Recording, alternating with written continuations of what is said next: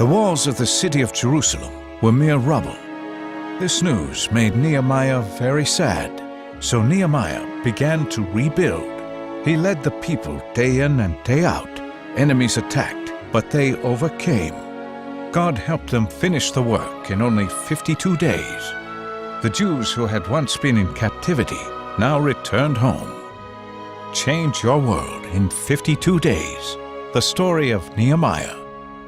Hey everybody, I'm so thrilled that you're a part of a life group, and I just want to say thank you to those of you who are leading groups and to those of you who are hosting groups.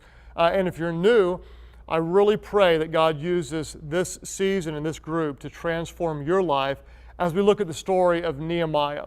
For 4 weeks, we're going to let his story speak to us, just an ordinary guy that God used in an extraordinary way. If you remember, Nehemiah was a cupbearer to the king of Persia, kind of like a glorified butler. Well, what kind of person does God use? God uses someone who sits down to cry, someone who kneels down to pray, and someone who stands up to act. Let's talk about these. First of all, we saw in the story when Nehemiah found out about the destruction of the walls. No one had been able to do anything about it for 140 years. He realized that this was an embarrassment to his people, an embarrassment to his people's God, to his God. He sat down and he let it deep within his soul, the hurt, the anguish, and the burden, and he just cried. What I'd like for you to do is to think about what is it that breaks your heart on behalf of God? What is it that when you hear about some kind of tragedy, it wrecks you, it keeps you awake? Now, chances are, if you're like a lot of people, you've learned to shield yourself from some of that. There's something that bothers you and you just kind of learn to put it aside. But if you think through your life, I guarantee you've seen some different hurts, some different injustices that got inside of your heart. I'd love for you to take some time to go around with those in your life group and talk about what is it that breaks your heart on behalf of God.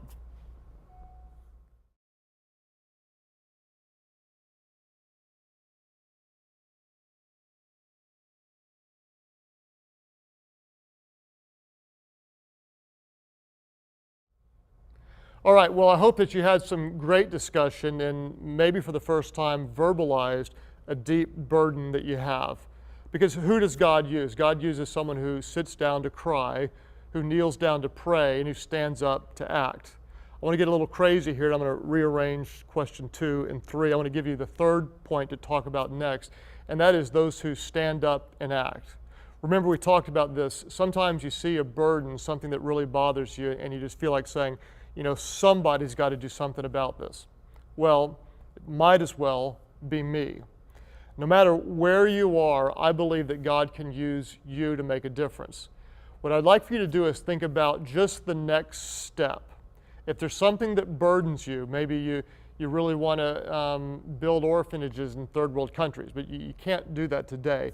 What's the next step, the very next thing that you could do? Maybe it bothers you to see kids abused, or maybe you care about inner city kids here, or maybe you find that you're so disgusted because everybody you love, their marriages has fallen apart and you want to help their marriages. So take that need and then ask yourself, what is the very next thing you can do? It could be something as small as read a book, do some research online, ask some questions, go take a trip, get involved in a ministry through the church. What is the very next step God is going to use you when you stand up to act? I want you to define what is the next step you could take as God uses you to change the world. What's the next step?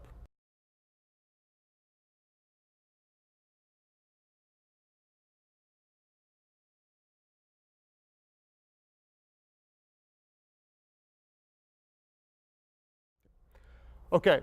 I hope that you'll recognize just how significant the last few moments of life could be, not only for you, but for those in your group. Because you've verbalized now something that really does break your heart. And you've decided, I'm not going to just sit there and watch, but I'm actually going to do something. And even if it's something very small, you've determined what the next step is. What I'd love for you to do is do what we talked about in the message, and that is Nehemiah was a great man of prayer. And I'd like for you to take some time and pray for one another. Pray that God would strengthen you, God would increase your faith, God would give you favor in the right place, God would increase the burden, that God would use you, maybe God would use your group to make a difference in this world. So let's take some time. We've exposed some burdens, some needs, and let's go around and let's pray to the God of heaven and believe that God will use you to change your world. It's time to pray.